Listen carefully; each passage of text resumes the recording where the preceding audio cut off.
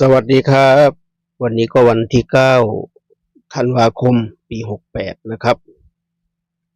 คลิปนี้จะวางแนวทางของรัฐบาลไทยครับเนาะคลิปนี้เป็นน้องบ่าวสารคามนะครับเนาะเป็นชุด3ตัวบนนะครับถ้าใครยังไม่มีชุด3ตัวบนงวดวันที่16ธันวาคมปี68ก็รับชมรับฟังได้นะครับเนาะเผื่อมีตัวชอบจะหยิบจับลอตเตอรี่นะครับเนาะเผื่อโชคเผื่อมีโชคเข้าข้างครับเนาะถูกรางวัลใหญ่ๆชีวิตได้เลยครับเนาะชุด3ตัวบนครับเนาะชุด2ตัวลงไปให้แล้วนะเนาะชุด2ตัวมีแล้วชุด3ตัวเนาะเสียดายเมื่องวดที่แล้วเสียดายมากงวดที่แล้วหลักร้อยเราไม่เป็นใจครับเนาะเราคาดว่าเป็นเลขคู่เนาะให้มา6กับ2เราไม่6กับ0นะเราพูดผิดเราไม่ได้เอา2มาครับเนาะ2มันชนกันไม่เยอะครับเนาะเราไม่เอามาชนกันเยอะที่สุดหลักเลขคู่งวดที่แล้วคือ0กับ2 0กับ6ครับเนาะชนกันเยอะที่สุดเอามาใส่625 629 650ครับเนาะแล้วก็025 029 005นะครับเนาะเสียดายรัฐบาลไทยก็ออก252เลขหามครับเนาะถ้าไม่หามงวดที่แล้วค่อนข้างมั่นใจครับนะว่าไม่รอดแน่นอนครับเนาะพอเราดักไว้หมดแล้วเนาะทั้ง6ทั้ง0ทั้ง7ทั้ง9ครับเนาะดักไว้พี่เขาหามนะครับเนาะหลักร้อยเราเข้ามา2งวดติดครับงวดที่1 4 5เราก็ได้1งวดออก8 9 8เราก็ได้8ครับเนาะแต่งวดเมื่อกี้งวด2 5 2เราผิดครับเนาะเราผิดเสียดายครับเนาะไม่งั้นแล้วเต็มแล้วเนาะเต็มเลยก็วันนี้แก้ตัวใหม่ครับเนาะแก้ตัวใหม่หลักร้อยคัดได้แล้วครับเนาะคัดแล้วคัดอีกครับเนาะเพื่อมีหวังว่าจะโชคดี3ตัวแตกปลายปีครับเนาะทำได้ไหมลุ้นไปด้วยกันครับเนาะลุ้นไปด้วยกันหลัก10หลักหน่วยทำงานหลักร้อยก็ทำงานก็เป๊ะเลยครับเนาะเป๊ะเลยปีนี้เลยชุด3ตัวบนเราได้มาแล้วครั้งหนึ่งครับเนาะ5 6 3ครับเนาะดูFCได้ไหมว่าเราจะได้3ตัวทุกงวดทุกปีเนาะปีละครั้งครับเนาะปีนี้ได้ไปปี5 6 3ตอนช่วงมีนาประมาณมีนาเมษาครับเนาะเที่ยวนี้ขอให้โชคดีอีกครับเนาะมี3ตัวแตกปลายปีสักทีเนาะมีตังเที่ยวปีใหม่นะครับเนาะขอให้มีโชคมีลาภครับเนาะขอให้มีโชคมีลาภช่วงปลายปีครับเนาะวันที่แล้วเสียดายเนาะเสียดายวันเดียวใหม่เนาะวันนี้เอาใหม่ก็วันนี้ก็เหมือนเดิมครับเนาะไม่ได้อัดคลิปสดเหมือนเดิมก็คลิปพาน้องนนท์มาให้อาหารนกนางนวลครับเนาะที่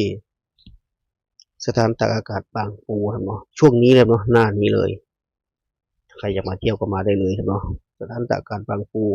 พาลูกพาหลานมาชมครับเนาะให้อาหารนกนางนวลครับเนาะก็จะมาช่วงปลายปีเนาะช่วงพฤศจิกาธันวาแล้วก็ข้ามไปเป็นปีหน้าก็เป็นมกราคมกุมภาประมาณนี้เนาะถ้ามีนาไปก็จะแผ่วลงน้อยลงเรื่อยๆนะครับเนาะช่วงนี้เขาจะเยอะมากช่วงนี้ก็ขี้เกียจอยู่บ้านนะเนาะพักผ่อนขี้เกียจอยู่บ้านก็ขับรถมาชมได้นะครับเนาะช่วงเย็นนะเนาะแดดลมตกบรรยากาศดีๆนะครับเนาะถือว่ามาเที่ยวก็ได้แนวทางพูดในตัวเหมือนเดิมนะเนาะเหมือนทุกครั้งทุกคลิปนะครับจะได้ไม่เบื่อ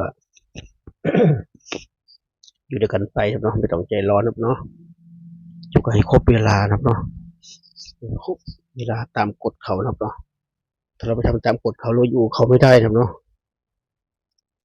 อยู่กับเขาไม่ได้เราพวกเราก็ไม่ได้เจอกันครับเนาะ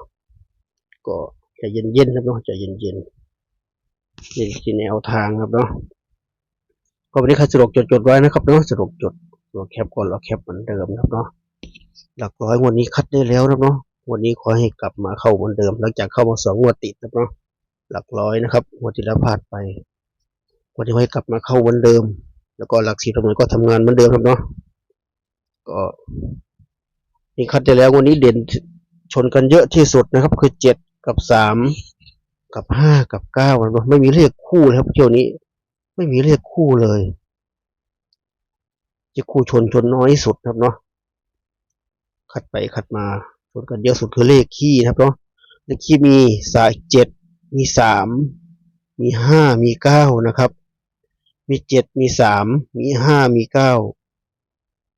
4ตัวครับเนาะหลักร้อยชนกันเยอะที่สุดเอามาใส่ตัวไหนก็มาใส่ตัวเน้นที่ผมบอกซ้ำลงให้ก่อนหน้านี้ครับเนาะคือ761764741นะครับถ้า3มาก็คือ361364341นะครับแต่ถ้าเป็น5มาก็เป็น561 564 541นะครับส่วน9บาซามไม่จับให้เนาะเพราะมันเยอะไป9ชุดมากำลังดีครับเนาะ9บาซามจะจัดคนเดียวเนาะจัดคนเดียว เพราะมันจะเยอะไปทำเนาะเยอะไปบาซามซื้อหมดครับเนาะซื้อหมดแต่ยิบซีเลือกเอาทำเนาะ9ชุดนี้